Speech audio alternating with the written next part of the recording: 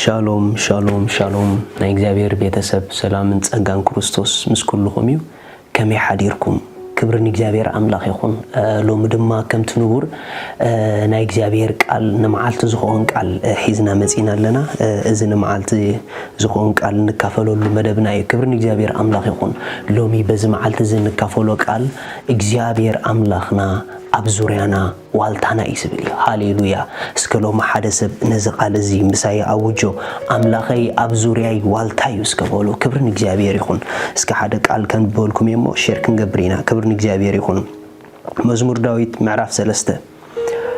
ካብ ጥቕሲ 1 ክሳብ 3 ከንበልኩም ወይ እግዚአብሔር ጠቃዕተይ ክንደይ ኮን ይበዝሑ አባይ ዝለዓሉ ብዙሓት እዮም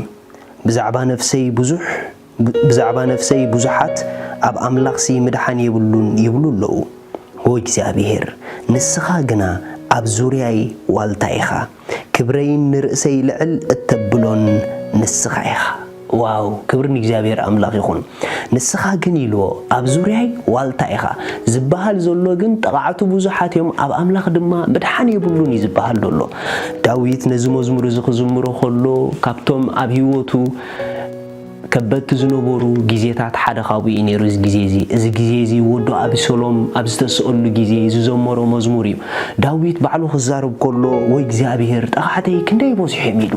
ብኻልእ ኣዘራርባ ኣቦና ዳዊት ብብዙሕ መከራ ዝሓለፈ ሰብኣይ እዩ ነገር ግን ብሓደ መከራ ዘይተረፈ እዩ ዳዊት በብዙሕ መከራ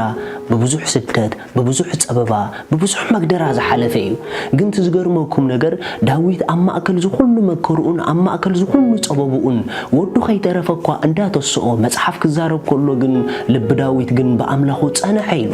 ንልብ ዳዊት በአምላኽ ንኽጸንዕ ኣብ ነፍሱ ወከፍ ናይ ህይወቱ ጉዕዞ እንታይ እዩ ነይሩ ምስጢር ንልብ ዳዊት በአምላኹ ክጸንዕ ዝገበሮ ምስጢር ርድኢት ዳዊት እዩ ነይሩ ምኽንያቱ ዳዊት ሓደ ርድኢት ነይሩ ናይ ዳዊት ርድኢት እግዚአብሔር ኣብ ዙርያኡ ዋልትኡ ምዃኑ እዩ ስለዚ ዳዊት ኣብ ማእከል ማዕበል ኣብ ማእከል ጸበባ ኣብ ማእከል ብዙሕ ፈተነታት ናይ ህይወት ልቡ ብእግዚአብሔር ይጸንዕ ነይሩ ኣሕዋት እስከ ዳዊት ዝነበረ ርድኢት ሎሚ ብዚ መዓልቲ ዝኣነ ንስኹም እንጠቀመሉ እግዚአብሔር አምላኽ ኣብ ዙርያይ ዋልታዩ ዝብል ርድኢት እስከ የተወና ትፈልጡ ኣሕዋት ካብቲ ሓደ አምላኾም ዋልትኦም ምዃኑ ዝኣምኑ ሰባት ኣብ ህይወቶም ቀንዲ ዝረአ እንታይ እንድሕር ኢልኩምኒ ኣብ ማእከል ማዕበል ምድቃስ ኣብ ማእከል ማዕበል ዕረፍቲ ኣብ ማእከል ጸበባ ቅሳነት ንምንታይ ተተባሃለ ዙርያኦም ኩሉ እግዚአብሔር ዋልትኦም ምዃኑ ስለዝኣምኑ ዋልታ እንታይ ይስርሑ ዋልታ ቀንዲ ስርሑ እቲ ንዓኻ ንምውጋእ ዝውርወር ናይ ጸላኢ ፍላጻታት ኣባኻ ንኸይበጽሕ እቲ ጸራኢ ንዓኻ ከውድቕ ንዓኻ ከጠፍእ ንዓኻ ከሃሲ ዝወርወረ ፍላጻ ኣባኻ ንኸይበጽሕ ዝከላኸለልካ ዋልታ ኸይ ንህይወትና ድማ ዋልታ ኣለዋ ናይ ህይወትና ዋልታ ኣብ ኩሉ ዙርያና ኢሉ መጽሓፍ ቅዱስ እግዚአብሔር እዩ እግዚአብሔር ዋልታ ህይወትና ካብ ኮነ ክሳዕ ክንደይ ኣብ ህይወት ክንቀስን ዘይግበአና ምኽንያቱ ኩሉ ጸላኢ ዝውርወሮ ፍላጻ ኣባና ከምዘይበጽሕ ኣባና ከምዘይድምዕ ኣባና ከምዘይስልጥ ዝገብር ዋልታ ህይወት ኣለና እቲ ዝገርመኩም ዋልታና ብሓደ ወገን ጥራሕ ኣይኮነን እግዚአብሔር ብኩሉ ኣቕጣጫ ናይ ህይወትና ዋልታና እዩ በቤተሰብና ዋልታና በሓዳርና ዋልታና በደቅና ዋልታና በትምህርትና ዋልታ እዩ በስራሕና ዋልታ በአገልግሎትና ዋልታ በኻልእ ኣዘራርባ ሎም ደስ ዘብል ዜና ክነግረኩም ህይወትኩም ኣብ እግዚአብሔር ዋልታ ዝኾነሉ ስፍራ ያዘላ እግዚአብሔር አምላኽ ስሙ ይባረኽ ስለዚ ኳይ መጽሐፍ ክዛረብ ከሎ ኢሳይያስ 54 ናብ መጨረሻ ክዛረብ ከሎ ንዓኺ ክወግኡ ዝተሰርሑ ኣጽዋር ኣይጠቕሙን የሚሉ ንዓኺ ክወግኡ ዝተሰርሑ ኣጽዋር ኣይጠቕሙን እዮም ክትስእን ክትረትዕምን ይኽኢሉ ንምንታይ እዮም ዘይጠቕሙ ቶም ኣጽዋር እንድሕር ኢልኩምኒ ቶም ኣጽዋር ደይጎድኡ ኮይኖም ኣይኮኑን በቶም ኣጽዋር ዝጉድኡ ብዙሓት ክህልው ይኽእሉ ኾኑ ኣነ ንስኹምን ግን ኣይንጎዳእን ኢና ዋይ ተተባሃለ ንኹሉ ዝውርወር ናይ ጸላኢ ኣጽዋር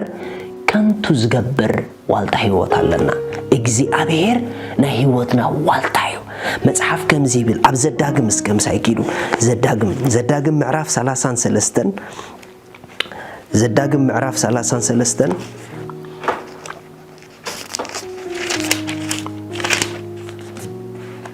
ጥቕሲ 29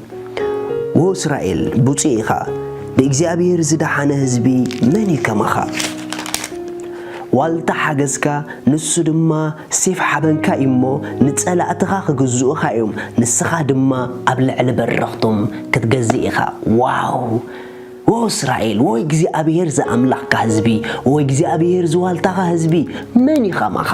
ምኽንያቱ ብኩሉ ነገርካ ዋልታኻ ኣምላኽካ እሞ መን ይኸማኻ እስከ ሎሚ ሓደ ሰብ ከምዚ ይበል በዚ መዓልቲ እዚ መን ይኸማይ እግዚአብሔር ዝዋልታይ መን ይኸማይ ኣምላኸይ ዝኸለላይ እስከበሉ ኢየሱስ ንዘለዓለም ጎይታ እዩ ካብዚ ዝዓቢ በረኸት የለን እግዚአብሔር ዋልታኻ ካብ ኮነ ህዝቢ ኣምላኽ መን ይኸማኻ ኢየሱስ ስሙ ይባረኽ መጽሓፍ ክዛረብ ከሎ ነብርሃም ከምዚ ኢልዎ ኣብ ዘፍጥረት ምዕራፍ 15 ከምዚ ይብል ኣብ ዘፍጥረት ምዕራፍ 15 ድሕሪ እዚ ነገር እዚ ቃል እግዚአብሔር ብራእይ ከምዚ ኢሉ ናብ አብርሃም መጸ አብርሃም ኣይትፍራሕ ዋልታኻ ኣነ ዓስብኻ ኣዝዩ ክበዝሕ እዩ ሎሚ ቃል ክበኩም ኣይትፍርሑ እግዚአብሔር ዋልታኹም እዩ ኣይትፍርሒ እግዚአብሔር ዋልታኺ እዩ ሎሚ ኣምላኽ ዋልታኺ እዩ ጽባሕ ኣምላኽ ዋልታኺ እዩ ኣብ ምንታይ ኩነታት ኣለኹም ብዘይገድስ ነገር ግን ናይ ኩነታትኩም ድምፂ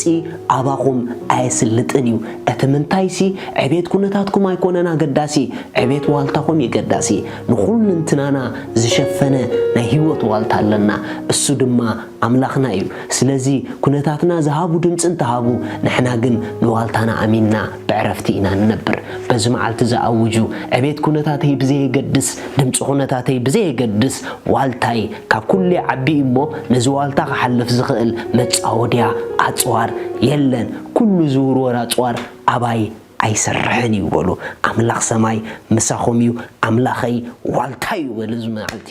ሻሎም